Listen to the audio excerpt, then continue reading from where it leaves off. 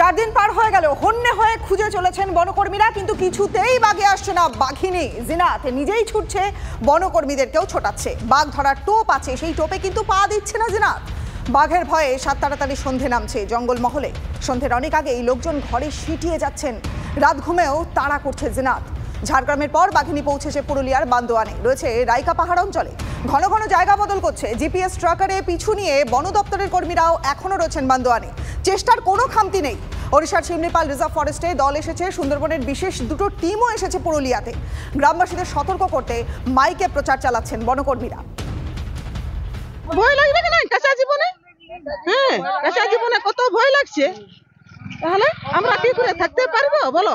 কানে শুনলে ভয় পাবে না? পাহাড়ের উপরে তো যান অন্যান্য। হ্যাঁ, অন্যদিন যাই, আজকাল যাই না। এই কথাটা শুনে আমরা যাই নাই। না, জঙ্গল যেতে পারছি না এখন। তাহলে সংসার চলবে কি করে সংসার চলবে আমাদের? হ্যাঁ, জঙ্গল যেতেই পারছি না। কত আমাদের ভয় লাগছে। ভয় লাগছে লাগছে লাগছে এরকম কেন না সেটাকে না উদ্ধার করলে ভয় কখন কে রাতে বিরাতে ঘোরাফেরা কয়েক হয়তো বাঘা লেগেছে, ছাগল জঙ্গল দিয়ে তাকেও ধরতে পারে, আমাদেরকেও একটু করে আসা যাওয়া করতে গেলে ধরতে পারে। এ ভয় তাকে তাড়াতাড়ি উদ্ধার করার ব্যবস্থা করুন। সন্ধ্যা হলেই ভয় লাগছে। এখন একটু কাঠ আনতে কিংবা গরু বাগাল ছাগল নিয়ে যায় তো ওখানেই নিয়ে যায়।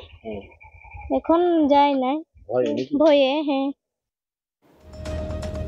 বাঘের তাড়া খেয়ে ক্লান্ত হয়ে মৃত্যু ঘটল হাতির। উত্তরাখণ্ডের কার্বেটের জঙ্গলে পুরুষ হাতির মৃত্যু ঘটেছে। 2-3 দিন ধরে একটা বাঘ প্রতিনিয়ত ধাওয়া করছিল এই হাতিটিকে। ক্লান্তিতেই হাতির মৃত্যু, দাবি বন দপ্তরের। মূল কারণ জানতে হাতির ময়না তদন্ত করা হয়েছে।